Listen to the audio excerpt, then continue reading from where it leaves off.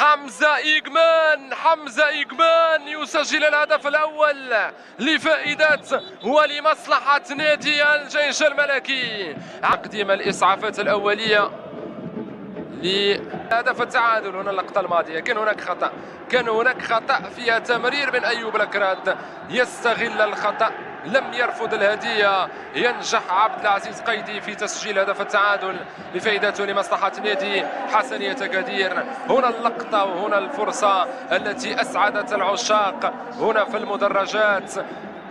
مدرجات ملعب أكادير. هنا الفرصة، وصلت الكرة لمهري، بعد ذلك للتونسي فادي بنشوق بالقدم اليسرى، يضع الكرة في الشباك ويسجل الهدف الثاني لفائدة ولمصلحة نادي حسنية أكادير. تصبح النتيجة 2-2 مقابل هدف واحد.